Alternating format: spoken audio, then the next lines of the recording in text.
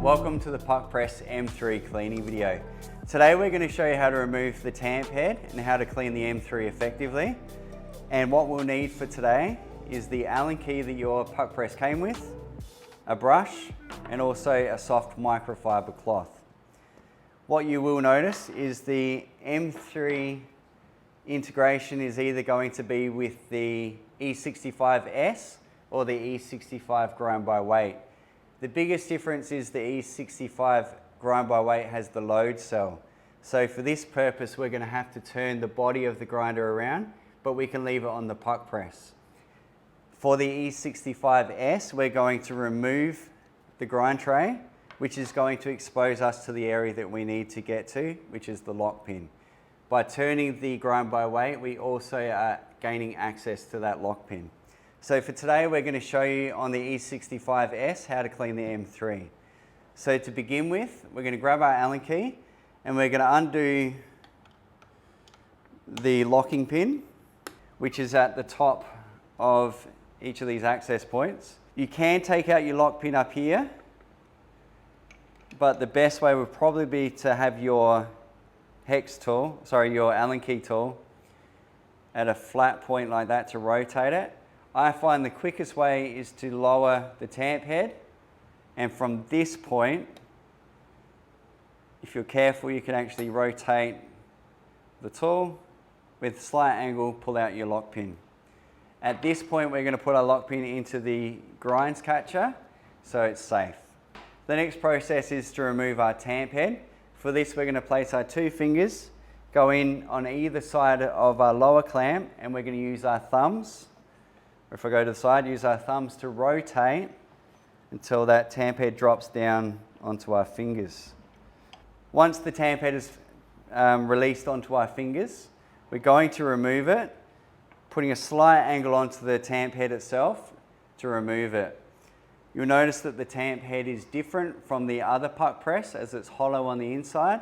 So removing on a slight angle will help you to get it out depending on the height of your lower clamp and the upper clamp. With the tamp head itself, we've got the piston ring. So we're going to use our fingers to remove the piston ring itself. This you can simply wipe with a soft cloth or even just your fingers by rotating it through your grip. Using a cloth may help. Next, if we have coffee on our tamp head, which during service you will, we're going to simply brush it all the way around, making sure to go or follow the groove where the piston ring sits. Also cleaning out the inside and paying attention to your threading. Once this is clean, we're going to immediately put our piston ring back onto the tamp itself.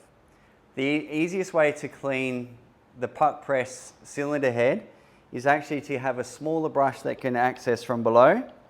And what we're going to do is gently go around the internal area to ensure that all the edges are clean. Similarly, you could also use a microfiber cloth by getting your fingers inside and going around the internal area. Once this is clean, we're also going to brush off any other grinds that could be around the Puqpress clamp or even around the body with our brush or soft cloth. Also, the grinds catcher is also removable, has magnetic fittings, so that can also be removed if you're needing to clean your bar.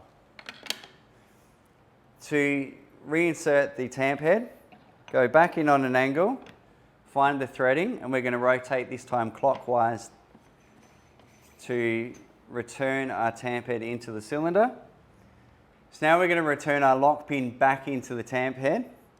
We can either use our tool to guide it in, or we can simply just drop it and it will find itself into the right position. Then we get our Allen key, find the screw, and we're going to turn it in a clockwise position until we are firm and fastened. At this point, we can press the clean button to return the tamp head into working position, and we get our grinds tray and replace it back on our grinder. If you had the E65 grind by weight, you would then have to rotate your grinder forward back into its working position, and then you're good to go.